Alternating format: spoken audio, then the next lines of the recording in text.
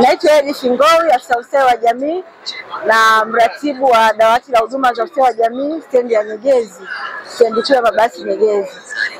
Uwepo wa madawati haya katika stendi, hususan stendi ya Nyegezi, umekuwa manufaa sana kwa sababu unawafikia watoto kwa haraka kabla hawajaingia mtaani.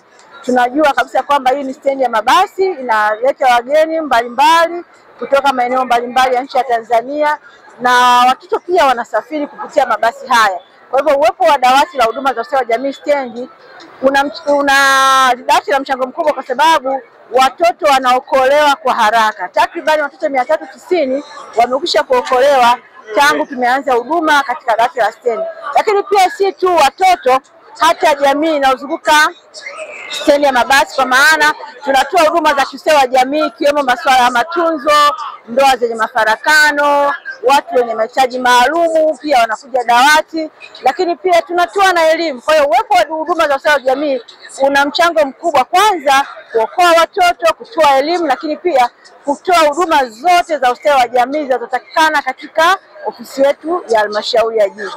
Kabla ya kuanzishwa kwa madawati, hali haikuwa nzuri kwa sababu watoto walikuwa wanaingia stendi na kuingia mtaani moja kwa moja bila kuokolewa.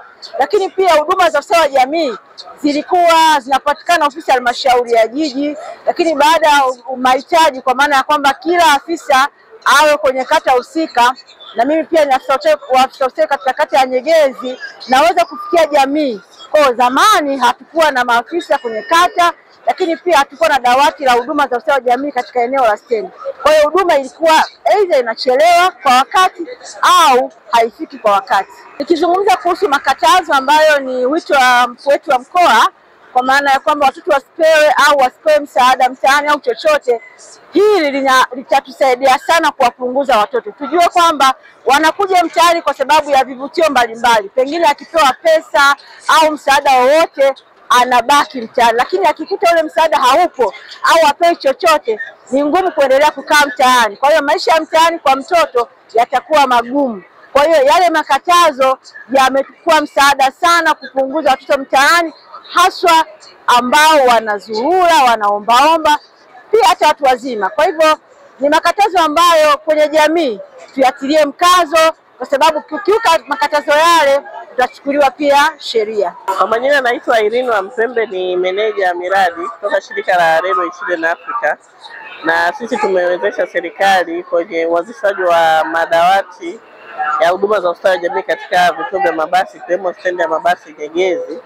Lengo ni kusogeza kwa karibu huduma za ustawi wa jamii kwa wananchi, lakini zaidi ni kupunguza idadi ya watoto wanaoishi na kufanya kazi mitaani. Kama tunavyojua, watoto wengi wanakuja mitaani kupitia njia za usafiri wa mabasi, na wakifika wanaanza kuzagaa mitaani, ila uwepo wa dawati unarahisisha kwamba wanapofika tu waweze kupatiwa huduma na kusaidiwa kabla hawajaingia mitaani na kurejeshwa kwenye familia zao.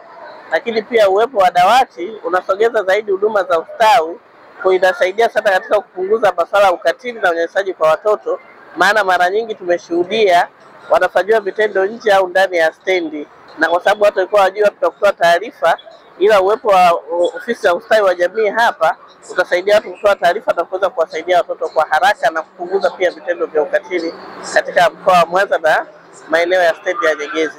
Naitwa Deusi Masiri Muhoja, afisa maendeleo ya jamii wa halmashauri ya jiji la Mbeya, lakini pia namwakilisha mkurugenzi wa halmashauri ya jiji la Mbeya katika kikao hiki. Sababu kubwa inayochangia hao watoto kukimbia kutoka huko wanapotoka na kwenda maeneo ya mijini ni pamoja na migogoro ya kifamilia, migogoro ya ndoa. Mimi nitoe wito tu kwa wananchi wa Tanzania wote, familia, baba na mama, kama ambavyo walipendana wakaoana, basi washirikiane pia kwa upendo kuhakikisha kwamba wanawalea hao watoto ambao wamewaleta duniani, si kwa mapenzi ya watoto, lakini mapenzi ya wao wazazi. Kwa hiyo washirikiane ili kuhakikisha kwamba watoto hawa wanapata malezi bora kama malezi ambayo wao wazazi waliyapata kutoka kwa wazazi wao, na hatimaye wakaamua kuungana na kuwa na familia. Kwa hiyo waweze kuwalea watoto hao kwa misingi ambayo inatakiwa. Jitihada zinaendelea, serikali inaendelea kuchukua jitihada mbalimbali za kusuluhisha migogoro ambayo iko kwenye familia kupitia kamati za usuluhishi. Yako mabaraza ya usuluhishi kuanzia ngazi za kata na kuendelea, lakini pia viongozi mbalimbali kama wakuu wa wilaya, wakurugenzi, maafisa mbalimbali, wataalamu wa maendeleo ya jamii na ustawi wa jamii, hao wote wanahusika kutatua migogoro. Kwa hiyo pale ambapo tutapata taarifa kutoka kwa mtoto kwamba amekimbia kwa sababu ya mgogoro wa kifamilia, tutawafanya mawasiliano, na hilo ndilo tunalofanya. Serikali imekuwa ikichukua hatua ya kufanya mawasiliano na viongozi wa mahali ambapo watoto hao wanatokea ili kuhakikisha kwamba migogoro hiyo iliyoko ndani ya familia iliyosababisha wakimbie inatatuliwa na hatimaye watoto waendelee kulelewa kwa amani na familia zao. Majina nimesema naitwa Paulo Matias Burugu. Wito wangu wa wazazi kwamba watoto wazazi wajitahidi kuishi na familia zao, hasa wake, kwa sababu mama au baba anapotelekeza familia, nacho kinaweza kikawa ni chanzo cha watoto kusambaratika na kuwa watoto wa mitaani. Serikali nayo pia ijikite kuwatengenezea mazingira hiyo mazuri, hasa watoto wa namna hiyo wakusanye pamoja ili waweze kuwa Watanzania walio wema zaidi. Alikuwa kwenye basi moja inaitwa Najumlisa, ilikuwa ni miaka ya nyuma kama kajuzi hivi. Tushuka kwenye vungu wa gari kama 4 chases 4. Washuka watoto. Sasa kani sawa kweli. Inapaki tu unafunga tu breki. 4 wakashuka. Yaani huwezi amini akashuka tu 4. Kwa vungu wa gari. Wamechafuka bamno. Na wengine wako hoi. Kwa hiyo tabia kwa mwanangu mimi ni kuchukua watoto kuwapeleka sehemu husika. Unaona? Na kama kuna zikao na wengine vile vile si wana wazazi wao warudishwa walikotoka. Kama ni wa Mbeya zakarudishwa. Wa Dar es Salaam zakarudishwa, wa Arusha zakarudishwa. Hata Watanga pia zakarudishwa.